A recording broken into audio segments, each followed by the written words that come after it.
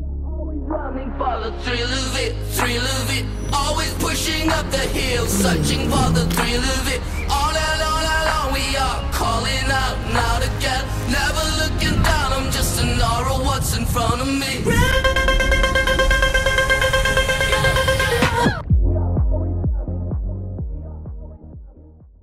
Pour vous introduire justement les différentes personnes qu'il y a ici, bon Martin, vous l'avez vu au matin, donc expert en dropshipping. Ruben, pour ceux qui ne le connaissent pas, donc expert en crypto et en NFT, en Web3 de manière générale. Fabien Dessin, qui interviendra demain, expert en import-export. Yannick Callens, expert en immobilier, surtout dans l'achat-revente sans banque. Donc pour toutes les personnes qui ont des questions en immobilier, ce sera pour lui. Et enfin, Okoniko et Nathan, donc père et fils, experts en e-commerce et influenceurs aussi pour Okoniko.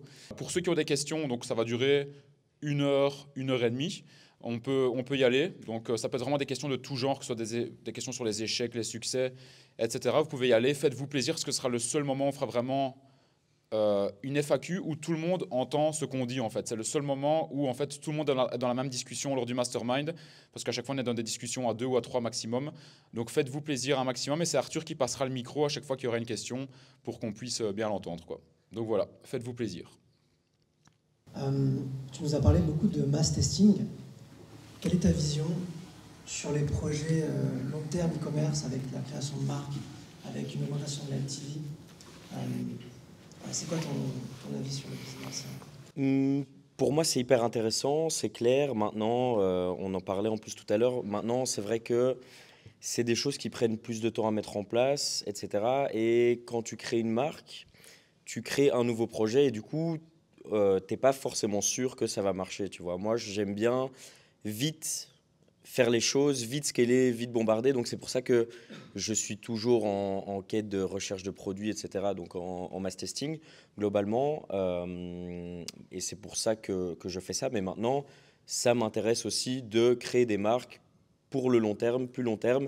Et alors pourquoi pas, tu sais, passer peut-être 1 ou 2 jours par semaine où je me consacre exclusivement à ça. Et alors ça, pour le long terme, c'est vrai que c'est intéressant parce que créer un projet, c'est hyper, c'est cool, c'est motivant déjà. Créer de la satisfaction client, évidemment, c'est super cool aussi. Et pour le long terme, si tu vois encore plus loin, tu peux même les revendre, etc. Donc c'est vrai que c'est hyper intéressant. C'est un processus que je suis en train de mettre en place. Honnêtement, j'ai déjà fait des mini-marques, mais c'était plus du branding. Globalement, c'était du branding et un peu d'amélioration de produits par rapport à du dropshipping pur et dur. Mais voilà, c'est un peu ce que j'en pense globalement. Et à ce sujet, est-ce que les shops que tu fais, tu les kills ou il y en a certains que tu peux passer en marque? C'est dans ce cas-là que tu fais une... Ouais, mais pour moi, c'est là que ça peut être intéressant. Pourquoi? Parce que j'ai déjà fait un testing en amont, un testing produit, et et je vois que ça prend, que c'est positif. Et du coup, là, je me dis, pourquoi pas jouer plus sur le long terme et vraiment renforcer tout ce qui est satisfaction client, tout le branding, vraiment, histoire d'avoir même pas de concurrence. Et voilà, quoi. Ok, merci.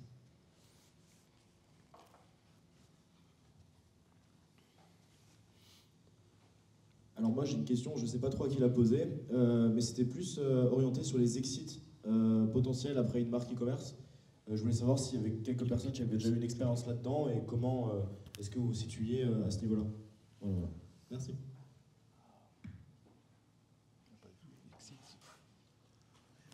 Si quelqu'un d'autre de la salle veut répondre. Qui a fait un exit? Ouais, voilà. Juste, ça dépend de ton site, tu vois, si c'est du court terme ou si c'est du long terme. Je pense que si tu as un petit site de dropshipping, que tu as fait des ventes, tu as envie de le revendre, il y a des marketplaces comme la Shopify Marketplace qui sert à ça. Mais si tu construis vraiment une grosse structure, une grosse boîte avec une vision très long terme et que tu as l'ambition d'avoir une vraie start-up, là, les exits, ça va être complètement différent et tu devras passer par d'autres moyens, quoi. Mais sinon, tu as des plateformes comme la Shopify Marketplace pour ça. Voilà. Quelqu'un veut rajouter quelque chose ? Parce que je sais que Shopify Marketplace ça a fermé, mais il y a plein de sites qui aident aussi à revendre. En fait, c'était surtout au niveau de la valuation, si en général la valuation elle était faite type M&A ou alors savoir si c'était plus de valuation qui était en mode shop, e-com, flip, d'achat-revente. Et bon, du coup, tu as bien répondu à ma question, je pense. Ouais, mais je voulais juste rebondir sur ça, c'est que Shopify Marketplace, maintenant, c'est fermé, mais il y a d'autres plateformes style Flippa, etc. Et par le passé, on avait vendu vraiment pas mal de boutiques là-dessus. Et c'est vrai que c'est intéressant à partir du moment où toi, ton but, c'est de faire du cash rapidement. Le projet, il ne t'intéresse plus forcément. Tu le revends et c'est vraiment facile et ça fait toujours du cash en plus rapidement, quoi. Ok, ouais, et en général, la valuation, elle est quoi? C'est... De tête, c'est plus ou moins un dixième, un douzième du CA généré. Tu peux le revendre assez facilement, entre guillemets. Je veux dire, c'était plus ou moins dans ces eaux-là. C'était un dixième du CA. De tête, on arrive à revendre assez rapidement et c'est le but aussi. Si tu veux te débarrasser d'un site, enfin grossièrement, 10%, c'est quelque chose qui est tout à fait raisonnable et même pour l'acheteur, c'est tout à fait raisonnable aussi, quoi. Merci beaucoup. Moi, j'aurais une question par rapport au e-commerce à un tout débutant en fait, car moi j'aimerais commencer justement après le mastermind. Et en fait, ce serait une question assez générale, genre la personne qui aimerait commencer, soit Lucas, Martin ou ceux qui sont avec l'intelligence artificielle, qu'est-ce qu'ils recommanderaient à quelqu'un qui va se lancer dans l'e-commerce? Ouais, en fait, on en parlait tout à l'heure pendant les hot sites. Le plus important, selon moi, si je devais recommencer depuis le début, j'irais voir sur le marché, par exemple américain, qui est un très très gros marché, les winners, les produits qui cartonnent. Donc Martin a donné des noms d'applications pour traquer les ventes. Donc tu peux aller voir les ventes des sites américains et dès que tu vois un site qui cartonne aux États-Unis, tu répliques ça dans un autre marché, par exemple en France ou au UK. Donc ça, c'est la stratégie que moi j'utiliserais si je devais recommencer depuis le début. Merci. Je voudrais juste rajouter une chose, parce que j'ai discuté avec quand même pas mal de gens. Et ce que je retrouve aussi, pour ceux qui commencent, et ce qui est très important, j'en parlerai un tout petit peu demain, mais c'est le mindset. Il ne suffit pas et c'est très bien de décider de faire du e-commerce et de lancer un shop, mais c'est très important aussi de se former au mindset, au développement personnel, et savoir comment s'organiser, comment structurer ses journées par rapport à ce qu'on veut faire. Parce que si on passe d'un moment où on n'est pas entrepreneur et on passe à un autre moment où on est entrepreneur, il va se passer beaucoup de choses psychologiquement, dans sa vie, avec ses relations. Et il faut se préparer à ça. C'est extrêmement important aussi. Donc il y a l'aspect technique, évidemment, concret, de lancer, de créer son site, mais il y a quand même l'aspect psychologique, développement personnel, mindset, qui est extrêmement important aussi. Oui, je veux juste rajouter un dernier petit mot. Il faut faire attention aussi au syndrome de l'objet brillant. Donc Martin t'en parlait. La plupart des débutants, le problème qu'ils ont, c'est qu'ils vont commencer à tester énormément de produits, ils vont voir des produits qui ne marchent pas, puis ils vont passer d'un produit à un autre, puis ils vont se dire le e-commerce, c'est peut-être pas pour moi, je vais me lancer dans le trading, dans les cryptos, puis finalement ça ne marche pas et je me lance dans autre chose. Non, je pense que l'entrepreneuriat, ce que je veux dire, c'est un peu cru, mais il faut un peu faire le bourrin, tu vois. Tu prends un truc qui marche, tu répliques et tu vas à fond dedans. Et tu ne lâches pas. Et c'est comme ça que tu auras tes premiers résultats. Oui, je rajoute juste sans avoir peur de l'échec, parce que l'échec va t'apprendre justement à te perfectionner. Tu penses bien que le premier site que tu vas faire, peut-être qu'il n'aura pas le résultat que tu rêves d'avoir, mais ce n'est pas grave. Tu dois persévérer, garder tes objectifs en tête et tracer. Parfait, merci.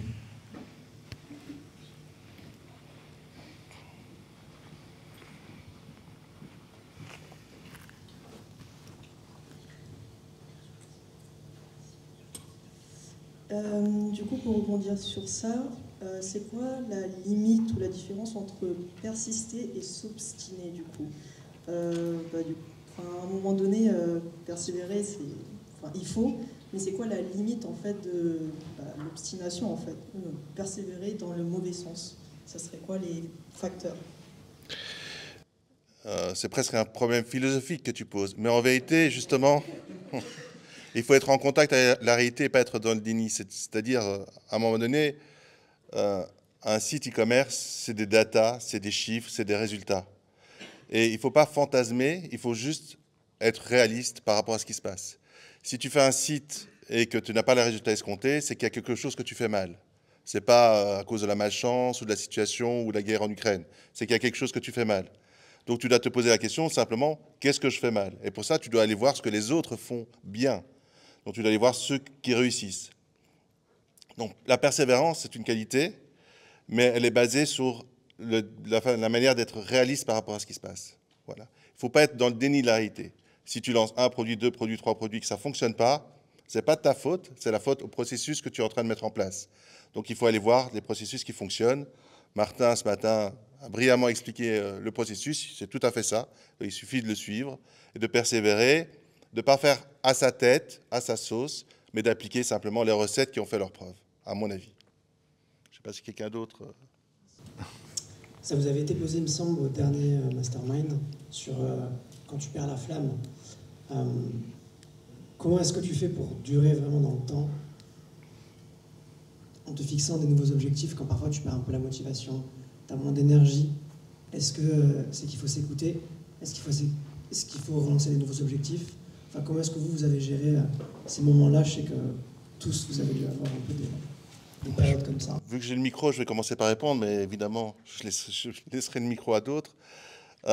Il ne faut pas confondre motivation et objectif. La motivation, c'est quelque chose qui, en fait, n'existe pas vraiment. Si tu te fixes des objectifs, tu dois te fixer une stratégie pour atteindre ces objectifs, tu dois planifier cette stratégie et tu dois prendre l'habitude, en t'organisant, pour atteindre ces objectifs et pour respecter ta planification. Il n'y a pas beaucoup d'émotions à mettre dedans. C'est pour ça qu'il faut une bonne gestion de soi-même. C'est pour ça qu'il faut un bon mindset, qu'il faut travailler, qu'il faut faire du développement personnel. J'en parlerai un petit peu demain. Parce qu'en fait, c'est ton attitude qui va faire que tu vas réussir ou pas. Et c'est tes objectifs qui doivent être précis. Tu vois ? Les stratégies pour atteindre ces objectifs qui doivent être précis. La planification qui doit être précise. Et puis, tu dois respecter cette structure. Et évidemment, comme je l'ai dit précédemment, respecter les recettes qui fonctionnent. Mais la motivation... c'est un peu de la blague. Tu sais, les gens, ils s'inscrivent à la salle de sport au mois de janvier et début février, il n'y a plus personne. Parce que la motivation, ça n'existe pas. Il faut prendre des habitudes, mettre en place les bonnes routines et tu arriveras là où tu vas arriver. Avoir un coach. Voilà, vas-y. Et aussi, moi, par exemple, ce que j'ai fait, c'est prendre un coach. Pour chacun, ça peut être différent, mais si tu veux gagner 1 million, tu vas prendre un coach à 1 million. Si tu veux gagner 10 millions, coach à 10 millions, tu vas atteindre tes 100 millions, ce sera un autre coach, parce que ce sont des autres croyances qui vont amener des nouvelles valeurs que tu n'as peut-être pas encore aujourd'hui. Moi, c'est comme ça que j'ai fait par palier, et c'est ce que j'ai appris aussi en voyant les chiffres. Ouais.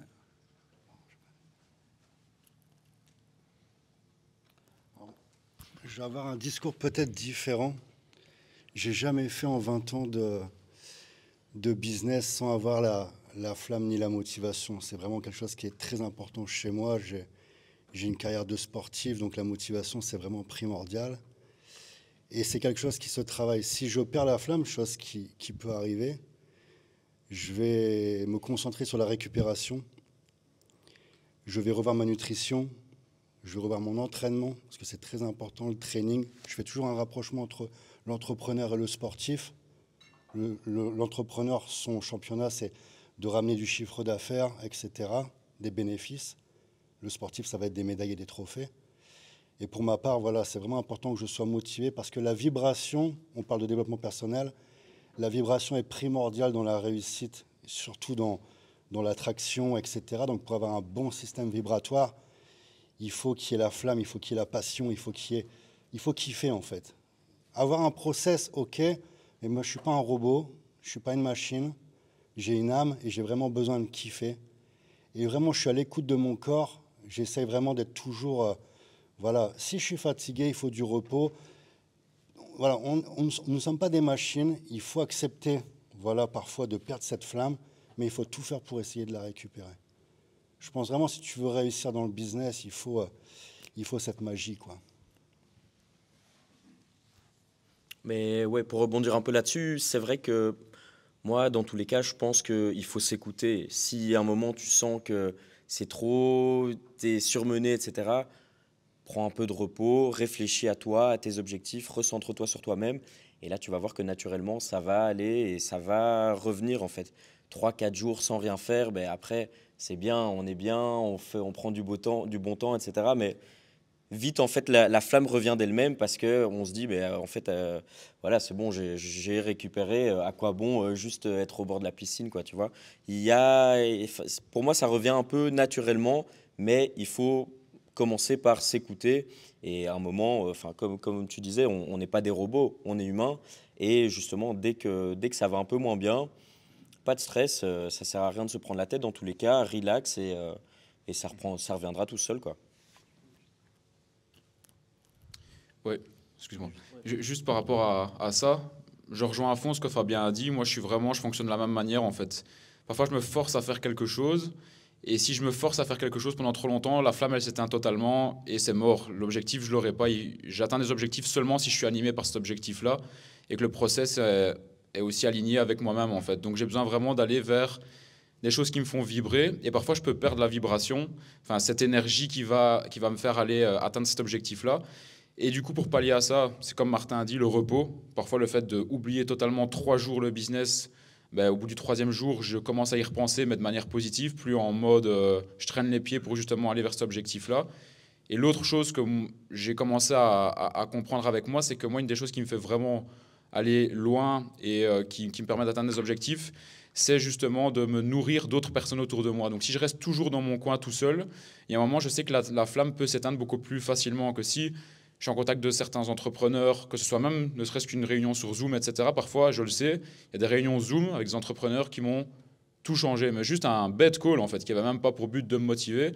Mais juste ça peut vraiment tout changer et me redonner la flamme. Donc, c'est important pour moi de continuer à être en activité avec des gens autour de moi et de ne pas être trop tout seul, parce que je sais que ça peut, à un moment, me faire un petit peu enlever cette flamme-là et me perdre un peu tout seul dans mon coin, quoi. Non, moi, j'allais juste rajouter un petit truc, c'est sur le terme motivation, il faut faire très attention. Il faut faire très attention à nos pensées de manière générale parce qu'elles peuvent nous mentir. Et donc, il faut se poser d'abord la question, qu'est-ce que la motivation, tu vois ? Parce que quand tu te lèves le matin de ton lit, quand tu sors de ton lit, tu n'as pas forcément envie de sortir de ton lit, tu n'es pas motivé à sortir de ton lit. Pourtant, c'est une bonne chose. Donc, il faut faire gaffe à cette pensée qui va te dire, ne sors pas de ton lit, reste, dors jusqu'à 11h. Et donc, je vous rejoins totalement, mais je dis juste qu'il faut faire attention à ce genre de pensée. Parfois, tu penses que tu perds de la motivation alors que c'est pas ça, alors que c'est juste peut-être une mauvaise hygiène de vie, juste tu es déstructuré, tu n'as plus de cadre. Donc, il faut faire attention à ces pensées négatives. Donc, je rejoins évidemment tout ce qui a été dit. Il faut avoir la passion et la flamme. Mais ce que je voulais préciser, c'est que si on n'a pas de routine, et si on n'est pas organisé, on ne peut pas arriver au résultat. La motivation, comme disait Nathan, c'est un mot qui contient tellement de choses et qui est tellement trompeur. Beaucoup de gens disent je fais pas ça, je suis pas motivé, j'ai pas envie. Mais il n'y a pas que l'envie, il n'y a pas que la motivation, ça ne veut pas dire grand-chose. Si tu es organisé, tu vois, comme disait Nathan, j'imagine tous les jours tu prends une douche, tu n'es pas motivé à prendre une douche, tu vas t'en prendre une. Donc si tu as pris des bonnes habitudes, ces bonnes habitudes vont te motiver d'une certaine manière. C'est pour ça que c'est important d'avoir une bonne routine. Évidemment, la passion, la flamme, mais tu la trouves dans ta routine.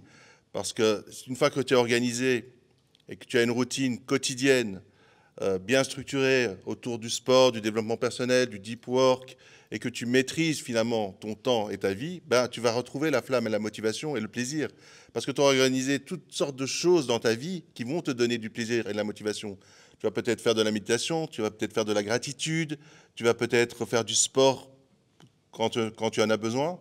Et toutes ces choses vont structurer ton potentiel, vont réaliser ton potentiel. Donc motiver, ok, mais avoir une routine, faire du développement personnel, être structuré dans son quotidien, ça donne la motivation au final.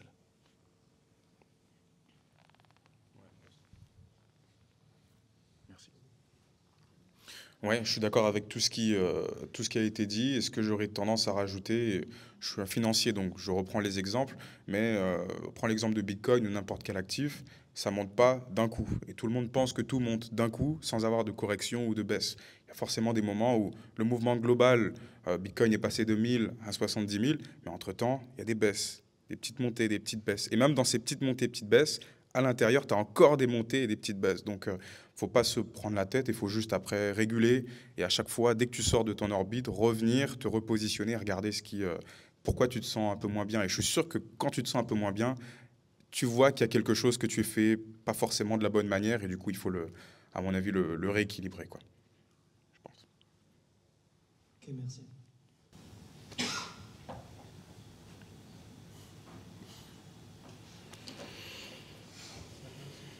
Du coup, moi, j'aurais une question pour tous les intervenants. Vous aimeriez savoir, dès le début, c'est quoi qui vous a animé, votre pourquoi vous avez décidé de devenir cette personne que vous êtes aujourd'hui et aspirer autant de monde, quoi.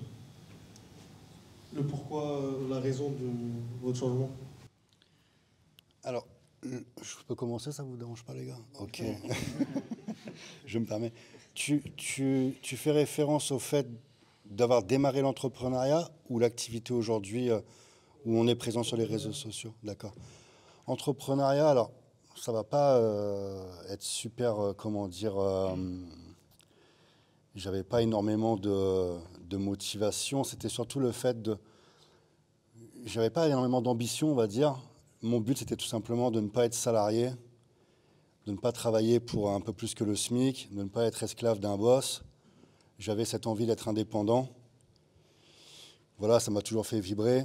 Je vais passer le micro parce que moi, c'est toujours voilà, la liberté, le cash et la liberté, c'est vraiment le luxe pour moi d'être un entrepreneur. Je peux juste enchaîner parce que... Voilà, moi je rejoins tout à fait ça, c'est la liberté, premièrement. Ça, c'est dans notre travail de e-commerçant, de e-business. Nathan et moi, on a trouvé la liberté de voyager, de faire ce qu'on veut, de s'organiser comme on veut.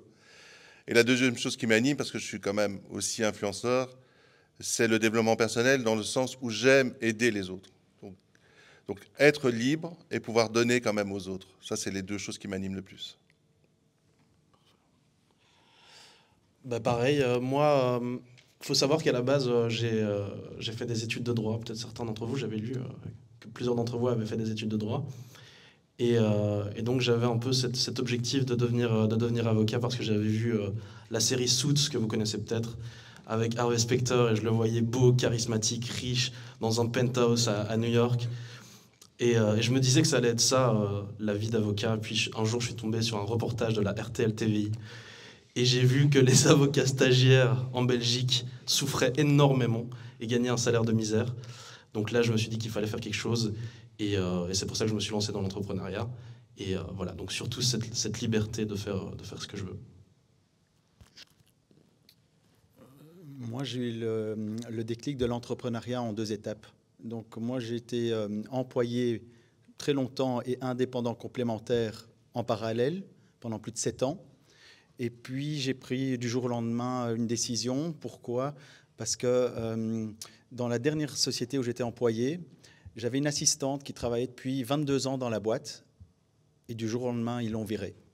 Donc même après 22 ans dans la boîte, où on nous avait demandé de faire, je ne sais plus moi, 1,5 million, et on avait tourné 3,2 millions de chiffre d'affaires dans le département où j'étais. Donc on avait fait presque x3, mais ils l'ont quand même viré. Et donc, j'ai eu le déclic en se disant, bah, tiens, je ne veux pas que quelqu'un d'autre que je ne connais pas prenne un jour la décision sur mon futur à moi ou ma sécurité. Donc ça a joué par rapport à la deuxième étape. Et puis aussi, ce que j'aime bien dans l'entrepreneuriat, c'est que si tu bouges ton cul et que tu veux gagner beaucoup, bah, tu vas être récompensé énormément aussi. C'est ça qui était pas mal. C'était ça, voilà. Ouais, moi, pour répondre rapidement à la question, ben, je pense que c'est surtout la liberté. En 2, le fait d'avoir fait des jobs étudiants qui étaient juste pourris, et où je me suis dit, quand je voyais des gars qui avaient 40 ans, qui faisaient ce job-là, mais en fait depuis qu'ils avaient 20 ans et qui étaient prévus de le faire jusqu'à 60 ans, je me disais, putain, si moi je fais ça à 35 ans, j'explose, c'est pas possible, quoi. Et aussi parce que dans le monde dans lequel on vit, si on rentre vraiment dans le système en tant que salarié, etc., et je critique absolument pas, mais je trouve qu'il y a une inertie qui est énorme dans tout, en fait.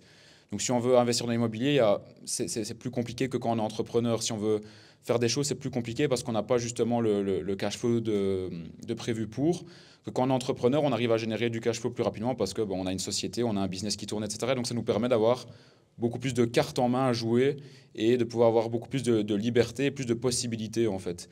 Et j'aime bien quand les choses vont vite. Et donc ma manière à moi d'aller vite par rapport à ma perspective, c'était justement l'entrepreneuriat, qui est aussi pour moi un chemin de développement personnel. En fait, je pense que sans l'entrepreneuriat, je me serais peut-être moins développé personnellement, et donc ça m'a beaucoup aidé aussi là-dedans, quoi.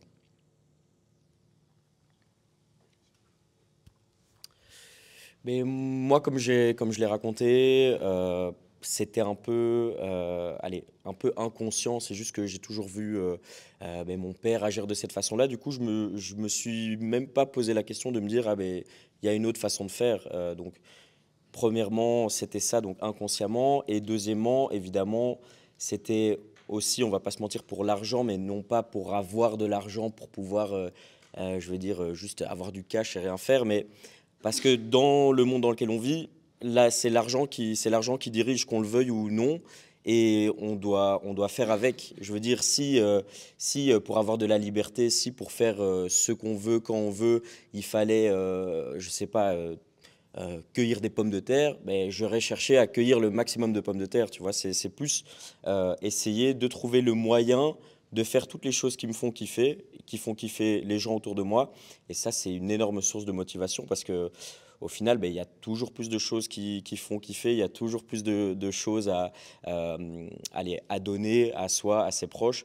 Et inconsciemment, enfin pas inconsciemment, mais je veux dire, dans notre société, ça passe par l'argent en tant que tel. Et c'est comme ça, si on, enfin, je veux dire, c'est un peu, c'est l'argent qui fait tourner la société et il faut vivre avec cette règle-là. Et donc, indirectement, c'est l'argent aussi qui a été une grande source de motivation, surtout au début, quoi. Et j'aimerais juste rebondir sur le principe de la liberté, mais on a vu vraiment la différence avec ce qui s'est passé durant le Covid. Le fait d'être entrepreneur, tu pouvais sortir comme tu voulais, tu pouvais voyager comme tu voulais. Je pense sincèrement qu'entrepreneur, c'est moyen vraiment de faire un fuck au système, quoi.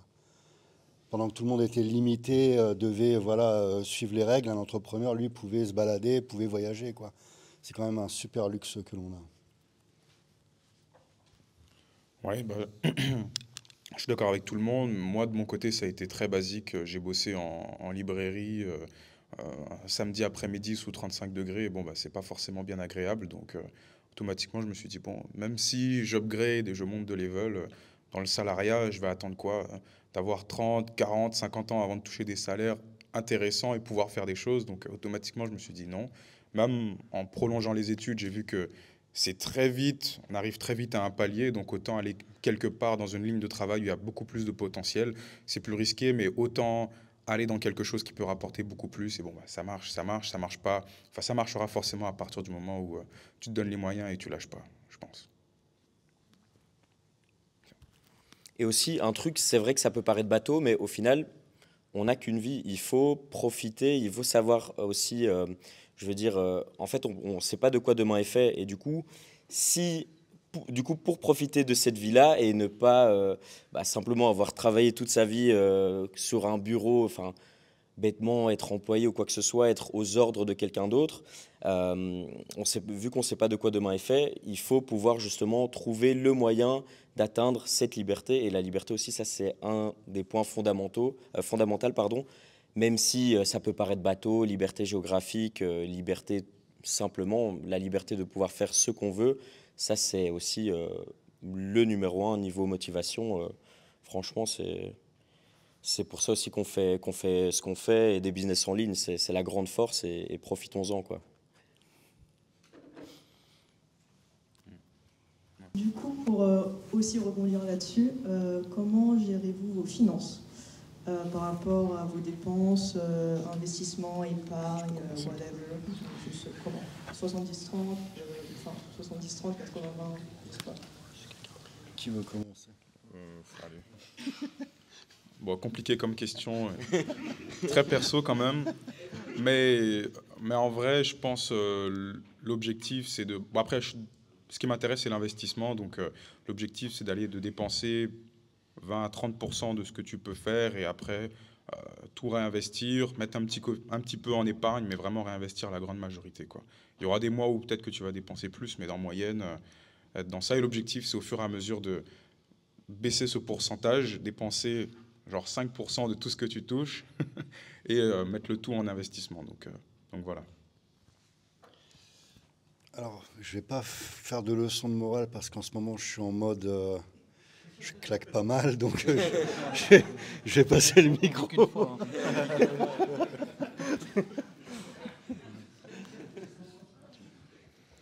Ouais, moi franchement, j'ai pas de règle, enfin, j'ai pas une règle précise par rapport à ça. Seul truc, c'est que je fais quand même fort attention à mes finances. Je pense que j'ai eu une bonne éducation par mes parents grâce à ça. Donc j'aime bien me faire plaisir, mais raisonnablement. Et j'ai besoin d'avoir un sentiment de sécurité. Moi, mon sentiment de sécurité, c'est premièrement d'investir, donc de savoir que j'ai des investissements autour de moi qui prennent de la valeur ou bien qui me rapportent de l'argent. Donc ça peut être l'immobilier, les montres. Bon, les cryptos, c'est pas vraiment une sécurité vu tout ce qu'on est occupé de faire depuis un an. Mais sinon, je rigole. Mais sinon, mais sinon, je dirais que j'ai toujours besoin d'avoir de voir sur mon compte aussi que l'argent continue à monter, et puis faire un investissement. Et après, ça va me remotiver à de nouveau refaire monter mon compte bancaire, en fait. Mais sinon, j'ai pas vraiment de règles précises par rapport à ça. C'est juste que j'aime bien avoir des downs, qui n'est pas vraiment un down parce que c'est un investissement que je fais dans l'immobilier ou autre. Et ensuite, ben, justement, le refaire monter, c'est un petit peu mon petit jeu personnel que j'ai dans ma tête, quoi. Moi, j'ai deux choses. C'est que au début, quand j'ai investi énormément en immobilier, pendant 8 à 10 ans, j'ai continué à vivre comme un étudiant. Donc, vraiment pas flamber, mettre le plus possible en investissement.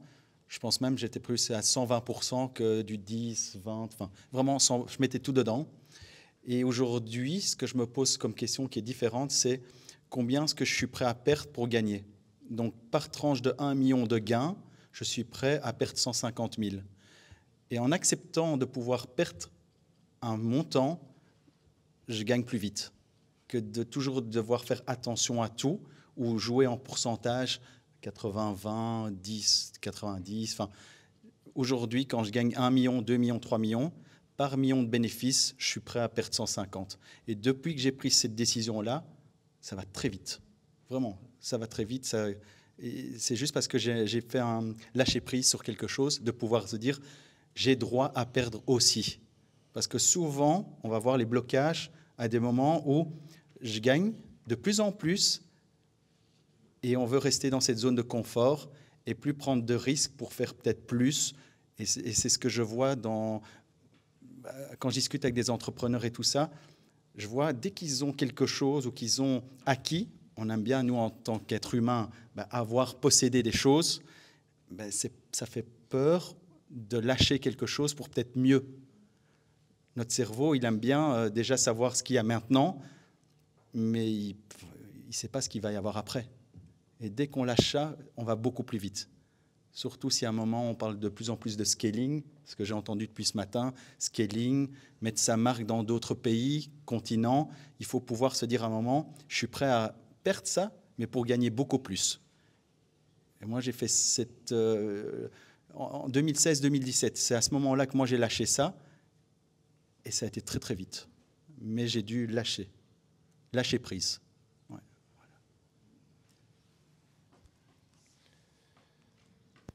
Moi, je voudrais souligner qu'il ne faut pas oublier de se faire plaisir. On gagne de l'argent, on est entrepreneur. C'est bien beau d'économiser et d'investir, c'est nécessaire, bien entendu. Il faut prévoir le lendemain, ou les lendemains qui déchantent, comme on dit. Mais il faut aussi pouvoir profiter du jour qui brille. Et donc, moi, j'ai une politique quand même où il faut pouvoir se faire plaisir, pouvoir dépenser un peu d'argent et ne pas être comme l'écureuil. Hein. Bon, l'écureuil, on ne sait pas trop quand il mange, tellement il enterre ses cacahuètes. Donc, il faut pouvoir aussi un peu brûler de l'argent et ça fait un peu la récompense de l'entrepreneur aussi. Si tu travailles dur pour gagner de l'argent, il faut en brûler un petit peu quand même aussi, à mon avis. Moi, j'ai rien à rajouter, donc si quelqu'un veut prendre la parole. Je trouve la question intéressante. C'est que moi, j'ai beaucoup discuté de ça avec beaucoup de gens autour de moi au niveau de la gestion du risque et comment se sentir bien et faire un calcul. Combien j'ai besoin d'argent sur un compte, qu'est-ce que j'ai besoin d'avoir autour de moi, est-ce que j'ai besoin d'avoir un toit que j'ai acheté, je loue, etc. Moi, je suis arrivé à faire un calcul pour moi, parce que j'ai une famille, j'ai des enfants, etc. Par exemple, moi, j'ai besoin d'avoir 6 mois d'argent devant moi sur un compte. Et le reste, je l'investis dans des produits à risque, moins risqués, l'immobilier, la crypto, etc. Puis ce que je fais, c'est prendre l'argent, ce que génère la plus-value d'un investissement, qui est de l'argent entre guillemets gratuit, pour le réinvestir dans quelque chose de plus risqué, pour pouvoir gagner plus et être prêt à perdre un certain pourcentage, 15%, 20%, et ça on calcule. Et ça, c'est vraiment quelque chose à avoir, c'est une éducation au risque. savoir pour pouvoir gagner plus. Parce que si on ne calcule pas le risque et qu'on n'a pas une appréhension du risque, on reste toujours dans sa zone de confort et donc on ne gagne pas plus si on ne prend pas des investissements qui sont plus risqués pour aller plus loin. Et donc moi, c'est vraiment une grande leçon que j'ai eue, c'est vraiment ça. Il faut vraiment le décrire sur un papier. Moi, j'ai un ami à moi, il n'a pas de famille, pas d'enfant, rien. S'il n'a pas 2 millions sur son compte en banque, il n'est pas bien. Et c'est vraiment une appréhension du risque. Et ça, c'est très important pour investir et lâcher prise pour pouvoir aller plus loin et investir dans des choses dans lesquelles on ne maîtrise pas.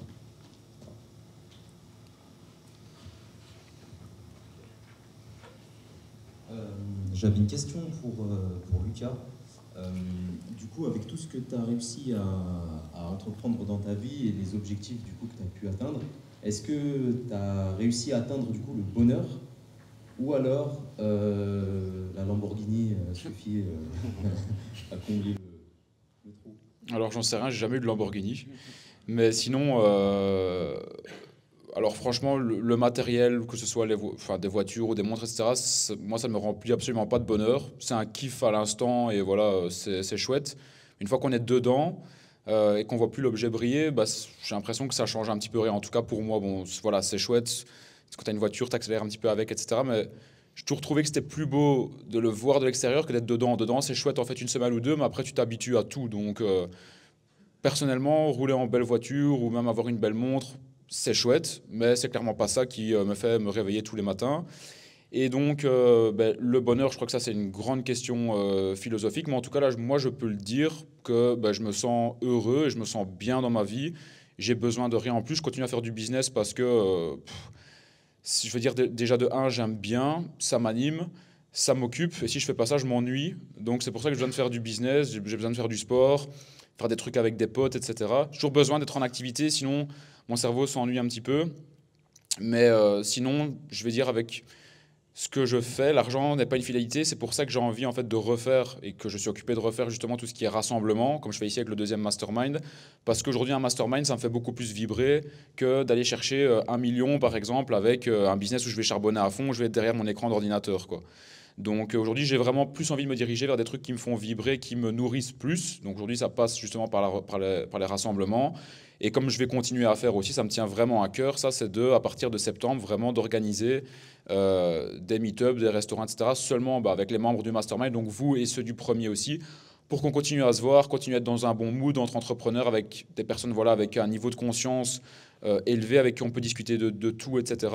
Et donc je dirais qu'aujourd'hui, c'est ça qui me fait vibrer. Et le bonheur, je ne peux pas dire si je l'ai atteint ou pas, parce que mais en tout cas, je me sens aligné avec moi-même, je me sens bien, et je pense que c'est ce qui est important pour le moment. Et surtout de faire quelque chose, non pas pour l'argent, donc c'est bien de faire son business pour l'argent, mais surtout à côté aussi, faire des trucs qui nous font vraiment vibrer. Si on peut faire les deux, un truc qui nous fait vibrer et qui en plus rapporte de l'argent, c'est encore mieux. Mais voilà, pas travailler que pour l'argent, parce que sinon ça peut pas durer une vie, quoi. Merci. Et je dirais, je me permets de rebondir, Kélia. Il y a des cycles aussi où on a des envies et des besoins différents. Il y a un moment où j'avais des envies, j'ai investi beaucoup dans l'immobilier, j'ai fait beaucoup de crypto. Et il y a des moments où tu as envie tout simplement de kiffer, tu vois. Pas forcément avoir de règles. Tu dis là, j'ai envie vraiment d'avoir une bonne hygiène de vie, un bon lifestyle, etc. Donc tout va dépendre les périodes, quoi.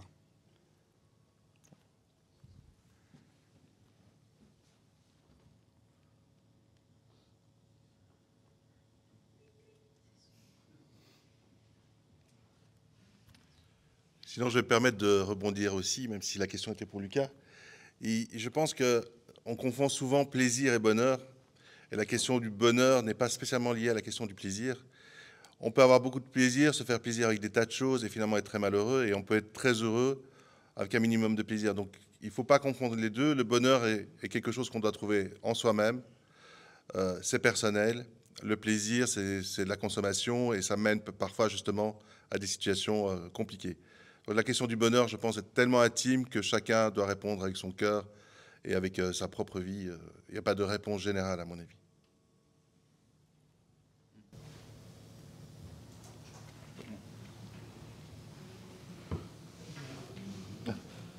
Alors, une autre question. Ça serait quoi votre...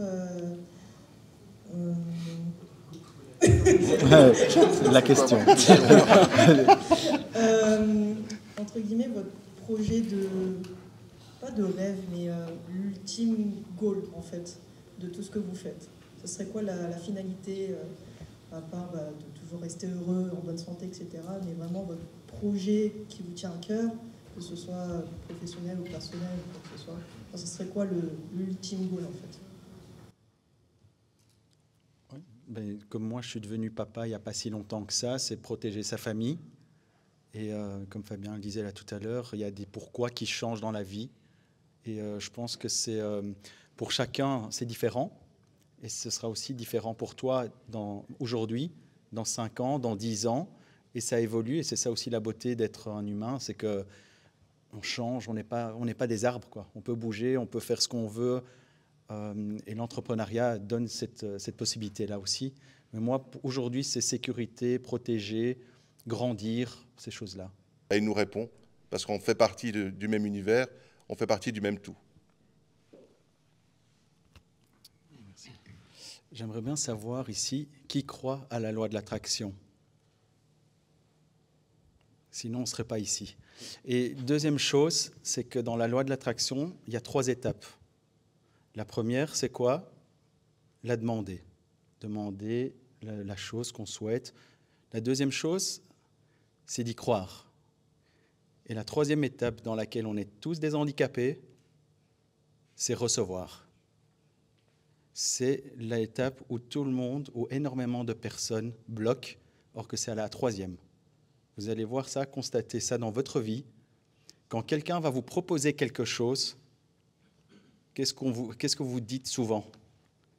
Quand quelqu'un veut vous donner quelque chose ou vous propose quelque chose, c'est quoi la première chose que vous lui dites? Non, merci.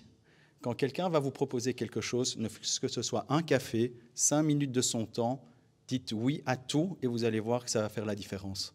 Mais souvent, dans la loi de l'attraction, on bloque à la troisième étape. Quand elle est là, recevez et demandez encore plus. Souvent, vous allez même recevoir, c'est devant vous, et vous êtes la seule personne à ne pas le voir. Moi, en fait, je voulais revenir justement sur la loi de l'attraction, car c'est vraiment un sujet qui m'anime énormément. En fait, le problème, c'est que les gens, ils désirent tellement une chose, et également, il y a cette conscience de risque. Et ils croient plus au risque qu'à la récompense qu'ils peuvent en obtenir d'un acte qu'ils vont commettre pour recevoir cette chose. Si par exemple tu regardes ton courrier tous les matins, tu as fait un investissement, j'en sais rien, mais également il y a des frais. Tu vas t'attendre plus peut-être aux frais qu'au bonus que ce business que tu es en train de lancer peut t'apporter. Et tout est question en fait de vibration. Et si tu penses plus aux factures que tu vas recevoir, et pourquoi pas à des profits, ben, ça va être plutôt les frais, les charges qui vont arriver dans ta boîte aux lettres plutôt que les récompenses et les profits, quoi. Tout est question de vibration pour moi. Je voulais juste revenir sur ça, donner mon avis. Mais alors du coup, concrètement, est-ce que vous pourriez, alors j'espère que c'était pas du coup compris dans les présentations de demain, mais si ce n'était pas le cas, est-ce que vous pourriez éventuellement nous donner un exemple de ce qui concrètement pour vous, la loi de l'attraction s'est caractérisée dans votre vie? Moi, j'ai un bête exemple, en fait. Dans mon vision board de cette année, que je l'actualise chaque année, dans mon vision board de cette année, j'avais pour ambition de rencontrer beaucoup d'entrepreneurs cette année. Et voilà, je suis au Mastermind avec vous, donc ça, c'est un exemple très, très concret. Alors, je vais te donner 2 exemples. Le premier exemple, j'avais pas 7 ou 8 ans. Je voyais cet entrepôt se faire construire. J'avais vraiment aucune chance. À l'époque, c'était vraiment nul d'avoir accès à ce genre de business, d'avoir accès à ce genre d'entrepôt, etc. Je pense que quand tu vibres vraiment, surtout quand tu es enfant, tu as des vibrations, tu es sain, tu es connecté. J'ai fini par obtenir voilà, cet entrepôt. Ça s'est passé également dans plusieurs biens immobiliers. Et la dernière fois où ça s'est réalisé, j'avais visualisé que j'allais devenir conférencier c'est surtout 1500 personnes. Je m'étais mis un chiffre, c'est surtout ça qui est amusant, c'est que je m'étais dit, je vais devenir conférencier.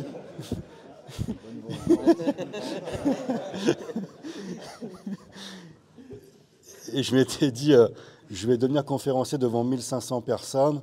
Et c'est pareil, je n'étais jamais monté sur scène. Et je me suis retrouvé à Macao il y a il doit y avoir peut-être, je sais pas, 4 ou 5 ans, je ne sais plus, je suis mauvais en timing. Et il y avait justement ces 1500 personnes. Si tu veux vraiment quelque chose que tu es connecté, tu vibres bien, tu fais attention à tes pensées. Parce que voilà, c'est farfelu, on entend énormément de choses. On voit beaucoup passer de choses sur Internet, qui plus est par des personnes qui n'ont peut-être jamais rien obtenu, mais qui surfent sur cette vague. Mais c'est très spirituel, il faut vraiment être clean de l'intérieur et connecté. Cette connexion est très importante, tu dois vraiment te sentir connecté. Et ton système vibratoire, tu dois faire vraiment très attention aux pensées que tu laisses entrer dans ton cerveau, à la fois négatives et positives, quoi. Mais alors, à ce moment-là, quelle est la différence avec le simple fait d'avoir des objectifs qui sont assez ambitieux et qui donnent une motivation importante pour les obtenir? Mais en vérité, ça se rejoint. Ça veut dire, si tu t'assis par terre toute la journée en disant « je veux devenir riche, la loi de l'attraction, on va me faire tomber des dollars sur ma tête », ça ne fonctionne pas comme ça. Donc, on est animé et on est en action. Et la loi de l'attraction, elle obéit à ça. L'univers, il n'est pas immobile, il n'est pas figé, il est en action. Donc, quand tu te mets en action, l'univers t'écoute. Donc, il ne suffit pas de vouloir, il faut aussi agir. Mais c'est lié. Donc, quand comme il a très bien dit, tu dois faire attention à tes pensées. Et c'est pour ça que j'aime beaucoup le développement personnel, parce qu'il y a beaucoup de techniques qui permettent justement d'orienter ses pensées vers la gratitude, ou grâce à certaines formes de prière, ou grâce à la méditation. Chacun va faire les activités de développement personnel qu'il aime, qui lui sont utiles. Ça va te permettre d'orienter ton esprit vers tes objectifs, et tu vas visualiser tes objectifs de manière positive, et c'est ça qui va amener à ce que tes objectifs se réalisent. Si tu as des objectifs et que tu dénigres toi-même tes objectifs, ou tu dénigres toi-même tes pensées, ou tu as des pensées négatives, ben, tu ne vas jamais atteindre tes objectifs. Donc évidemment qu'il y a un effort à faire, ce n'est pas de la magie, ce n'est pas miraculeux, la force de l'attraction. C'est simplement que tu es une partie de l'univers, et l'univers est à ton écoute, et quand tu agis dans un certain sens, avec des pensées positives qui vont dans le même sens, les choses se réalisent. Merci. Avec plaisir.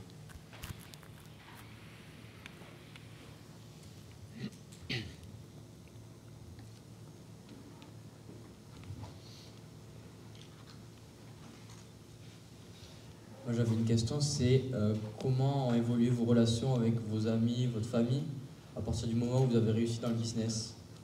Est-ce que vous avez réussi à garder vos amis? Comment le regard de votre famille et de vos amis sur ça?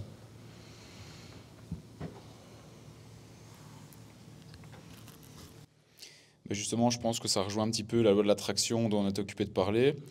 Je pense qu'à partir d'un moment, on attire aussi les personnes qui nous ressemblent de plus en plus. Donc oui, par exemple, moi j'ai toujours mes amis d'enfance, mais c'est vrai qu'aujourd'hui, naturellement, je reste beaucoup plus avec des personnes qui sont plus dans mon secteur et pas seulement pour un objectif financier ou pour faire du business ensemble, juste parce qu'on partage les mêmes valeurs, parce qu'on a les mêmes visions de la vie, que par exemple mes anciens potes n'ont pas spécialement. C'est pas pour autant que je les aime plus ou que c'est plus mes meilleurs potes, hein. Juste que je les vois beaucoup moins qu'avant pour cette raison, et je pense que la loi de l'attraction intervient aussi là-dedans. Donc voilà, au niveau des relations, ça a évolué, mais pas dans le mauvais sens du terme. J'ai pas perdu des potes, etc. Je veux dire, mes meilleurs potes sont toujours là, je les vois juste moins qu'avant, naturellement, mais voilà, et au niveau de ma famille, idem aussi, quoi. Alors moi, j'ai gardé également tous mes potes d'enfance, et ce que j'apprécie d'ailleurs, c'est qu'il n'y a jamais de thématique financière ou business, tu vois. C'est bien, je sais, quand on se voit, c'est par des connexions, des souvenirs, etc. Au niveau de la famille, tu vois, c'est toujours pareil, sauf que tu as forcément plus de personnes qui viennent quand même à toi pour demander des choses, même des amis qui ça fait très longtemps que tu n'as pas vu. Mais voilà, je pense que les chemins, pour rebondir sur ce que tu disais, Lucas, une fois que tu rentres dans l'entrepreneuriat, ton niveau de vie change, etc. Tu as les chemins aussi, tu prends un chemin différent de tes copains d'enfance qui, eux, sont rentrés dans le salariat ou autre, et tu n'as pas forcément non plus le même standing pour t'amuser. Donc forcément, tu découvres d'autres sphères, quoi. Mais j'aime ça, être resté connecté avec mes potes où il n'y a pas ce côté business, on est juste là à rigoler, quoi.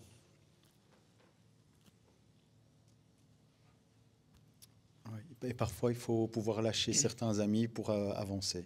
Bon, voilà. Moi, j'ai dû faire un petit tri, mais pour pouvoir aller plus loin. À un moment, tu as envie de changer, les autres veulent peut-être pas que tu changes. Je veux dire, à un moment, voilà, c'est des choses à prendre en compte, mais il faut les prendre en compte. Je veux dire, si tu veux aller loin, même très loin, ben, parfois, il y a une petite sélection qui se fait. Et tu vas même voir qu'après, ils vont revenir vers toi. Moi, c'est ce que j'ai vu. Oui, pour rebondir là-dessus, je dirais même, c'est pas parce qu'on a eu des amis à une certaine époque, où on était une certaine personne, où on vivait d'une certaine manière, que quand on a changé, quand notre vie a changé, ces mêmes amis sont toujours nos amis. C'est à nous de décider si on a envie de rester amis avec eux. Il n'y a pas de règle. Et j'ai envie de dire aussi que s'il y a des gens qui vous tirent en arrière ou qui vous empêchent de vous développer, ce qu'on appelle des personnes toxiques, même si le terme n'est pas très correct, eh bien, il vaut mieux ne pas les fréquenter, effectivement, même si c'est des amis que vous connaissez depuis longtemps. Je pense qu'il faut, effectivement, à un moment donné, faire un tri, ceux qui vous apportent, ceux qui vous poussent vers le haut, et éviter ceux qui vous tirent vers le bas, et malheureusement, ça peut arriver aussi.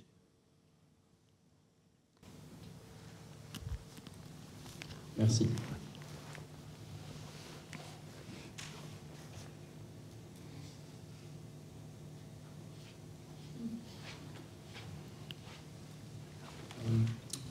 Moi, je voudrais éventuellement rebondir sur ce qui vient d'être dit par rapport aux personnes toxiques, mais comment est-ce que vous l'avez géré ou le gérez actuellement dans votre cercle proche? Je pense que vis-à-vis des personnes toxiques, il n'y a pas beaucoup de solutions. Il faut éviter de les fréquenter. Alors, si on ne peut pas éviter de les fréquenter, si c'est vraiment des personnes très intimes qui sont dans notre entourage, ça pose effectivement un problème. Mais une personne toxique, par définition, elle te nuit, donc tu n'as pas mérité ça, donc tu dois éviter le maximum d'avoir des contacts avec cette personne, à mon avis. Je voulais rebondir. Moi, je peux rebondir, s'il te plaît. Alors, j'ai de la chance d'avoir des amis formidables parce que, justement, je suis très sensible. Et dès lors qu'il y a une personne avec une mauvaise vibe, mauvaise énergie, ou ça, c'est famille ou pas, je m'en fous, je ne fais pas de sentiment là-dessus, c'est mon bien-être. Et ouais, je pense, je vais être du côté de ce qui vient d'être dit, hein. Il faut savoir, voilà, il faut penser à soi-même parfois. Des personnes qui t'apportent rien de positif, ça sert strictement à rien, quoi. Vraiment, c'est important pour moi, les bonnes vibrations, les bonnes vibes. Dès que quelqu'un est négatif, tout ça, ça colle pas, quoi. Bonjour, donc moi j'ai une question plus pour Yannick. Alors je vais peut-être casser un peu le mood un peu philosophique, mais je voulais savoir par rapport à ton business, peut-être dans l'immobilier, je voudrais savoir pourquoi tu travailles sans crédit. Quelle est ta vision, si j'ai bien compris ce que tu fais? Alors, je n'ai pas toujours travaillé sans crédit. J'étais banquier. Donc mon premier job, c'était banquier pendant 4 ans. J'ai vu comment ça se passe dans une banque. Et ce qui se passe aussi, c'est que dans le métier que je fais, donc les banques, ils vous aiment bien pour le long terme. Donc acheter, mettre en location, prendre un crédit pendant 20-25 ans. Finalement, si tu regardes la ligne tout en bas, tu payes ta maison, ton appartement x3 ou x4. D'accord? Ça, c'est quelque chose qu'on ne regarde jamais. Mais regardez tout en bas la ligne. Et moi, je fais du trading immobilier. Ça veut dire que j'achète et je revends très vite. Et je prends la marche un petit peu comme une action en bourse ou comme de la crypto à un moment. La philosophie derrière, c'est la même. Maintenant, j'ai eu un moment où je faisais de l'achat-revente avec du crédit. Mais où mon banquier venait en disant « Yannick, tu vends trop vite, donc la banque perd de l'argent. » Parce qu'ouvrir un crédit, fermer un crédit coûte de l'argent à une banque. Et donc, finalement, j'ai toujours voulu optimiser mon processus et j'adore ça. Enfin, vraiment trouver comment améliorer les stratégies, mon processus, comment aller plus vite. Et à un moment aussi, j'ai eu ça où j'ai un dossier en immobilier, j'ai fait mes calculs, je sais combien je vais gagner et finalement, la banque ne me suit pas. Je peux me faire 200, 300 000 euros sur un dossier Et mon banquier me dit non, on ne le fait pas. À un moment, je vais me dire, mais attends, j'ai une belle pépite devant moi, je dois trouver une solution pour le faire. Et finalement, j'ai optimisé ça de plus en plus et je suis arrivé à une méthode où je peux le faire sans une banque. Et donc, ce n'est pas quelqu'un d'autre qui va décider si je le fais ou pas. Vraiment, c'est la liberté ultime, mais en immobilier. C'était ça, de pouvoir trader de l'IMO sans passer par mon banquier et de pouvoir prendre la plus-value. Et c'est légal, juridiquement on peut le faire, c'est souvent ça qui revient. Oui, mais on m'a dit que pour acheter de l'immobilier, il faut une banque. Pas tout le temps. Aujourd'hui, je fais un mix des deux, mais j'ai beaucoup sans crédit.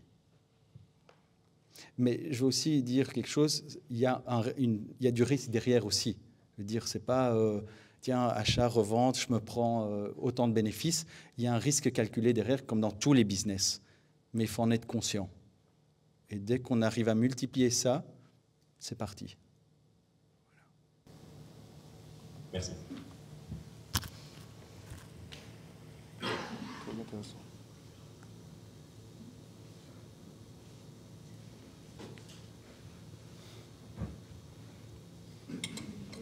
Je cherche des questions. Mais pour revenir sur la partie philosophique, en gros, comment ne pas être coupable, entre guillemets, de ne pas consacrer du temps à quelqu'un de ton entourage qui a besoin de toi, parce que, entre guillemets, il pompe ton énergie. C'est, entre guillemets, tu as envie d'aider tes proches, excepté que cette personne, elle a une mauvaise énergie parce que des mauvaises choses arrivent dans sa vie. Et du coup, elle pompe beaucoup ton énergie. Et si tu l'aides pas, tu te sens un peu coupable parce que tu es censé l'aider, en fait. Comment faire la part des choses entre prendre le temps pour et, entre guillemets, penser à soi et être un peu égoïste? Alors moi, je dis toujours qu'on peut être plus égoïste pour soi-même parce que l'égoïsme, pour moi, c'est être plus généreux avec soi-même. C'est ne pas s'oublier. Donc, quand tu vas mettre des objectifs en place, moi, c'est ce que je fais pour énormément de choses. Quand je mets un objectif, je le fais pour moi et les autres, mais pas seulement les autres. Parce que si tu t'oublies, alors là, ça peut aller loin, quoi. Là, on est parti pour... Enfin, voilà, mais il faut toujours trouver le bon équilibre entre les deux. On a tous un petit peu ce truc on a envie de sauver le sauveur en soi et tout ça, mais il faut faire attention de ne pas aller trop loin et de se perdre soi-même.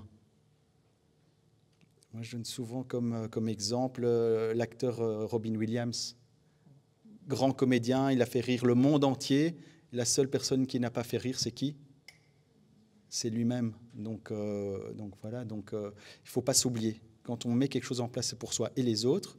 Et si à un moment, avec ta liberté, avec ton financier, tu peux aider plus, ça aide les autres aussi.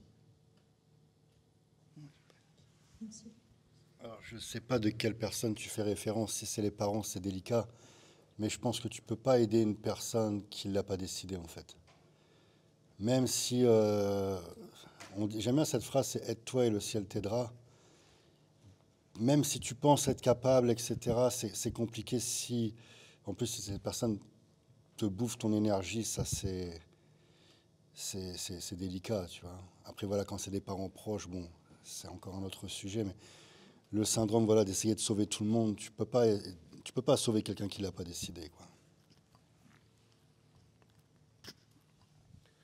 Oui, je me permettrais même d'aller un peu plus loin.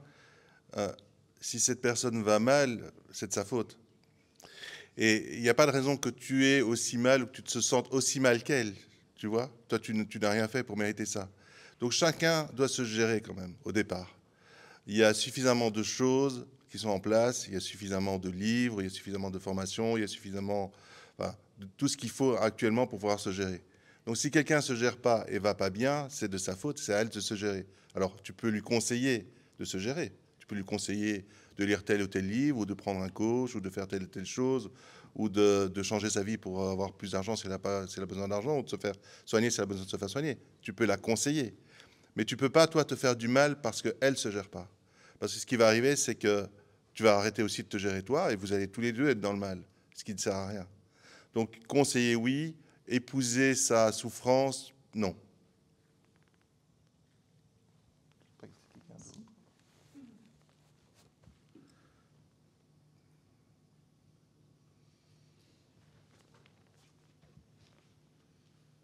Du coup, moi, aucun rapport avec la spiritualité. C'est plus du media buying pour Facebook Ads. Je voulais juste savoir, au niveau de ta stratégie un peu plus agressive de media buying, comment est-ce que à quel moment tu prenais une décision de scale down tes ads? Est-ce que c'était à la fin de la journée, tu voyais que tu avais une belle journée, malgré le fait que tu as une belle journée, tu vas scale down tes ads de 30%, je sais pas, ou alors tu vas le laisser jusqu'à voir s'il y a une chute en termes de performance? Merci.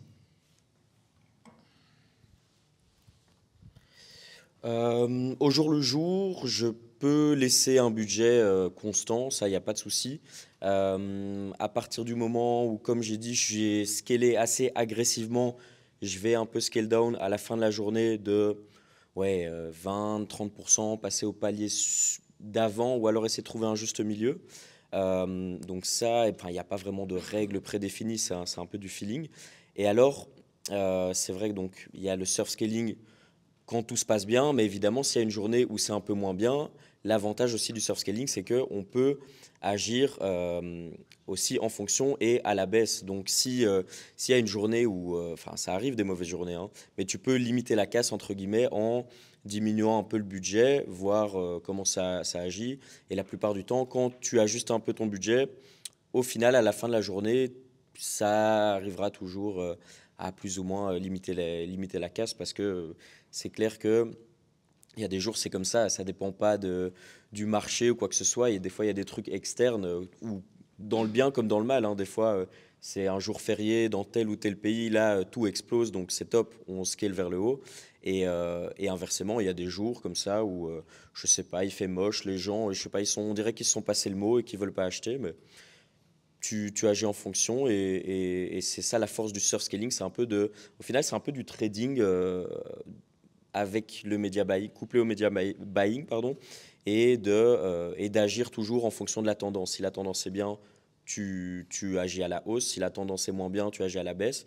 Et simplement, si tu n'as pas envie de trop toucher, tu peux le laisser stable. Moi, des fois, pendant la semaine, je touche simplement pas aux ads parce que je vois que c'est rentable, que je dois pas me prendre la tête, entre guillemets.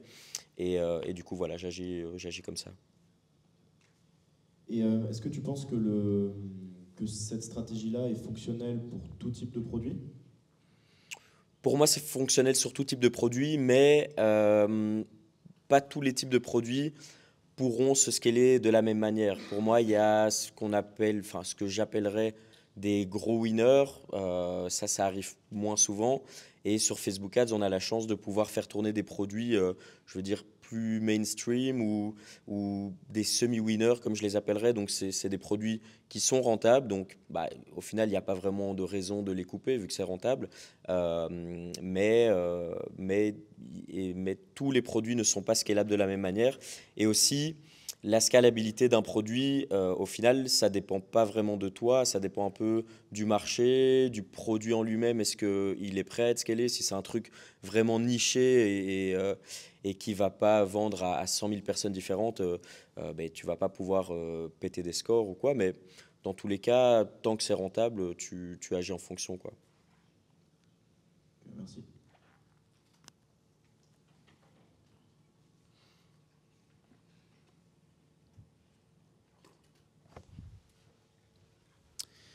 Ok, je propose qu'on arrête ici. Merci à tous du coup pour la participation à la FAQ géante. Je propose qu'on arrête ici parce qu'à 20h, du coup, c'est rendez-vous au resto, donc de l'hôtel. Comme ça, on peut tous aller à notre chambre tranquille, profiter pour se détendre un petit peu justement avant le repas du soir. Donc, n'oubliez pas, donc à 20h, on se donne rendez-vous au resto. Et donc, je pense que le resto ferme à 21h30, quelque chose comme ça, 21h15. Et ensuite, après, on peut se diriger au bar de l'hôtel aussi pour terminer la soirée ensemble. Merci beaucoup pour cette journée. J'espère que vous avez kiffé en tout cas.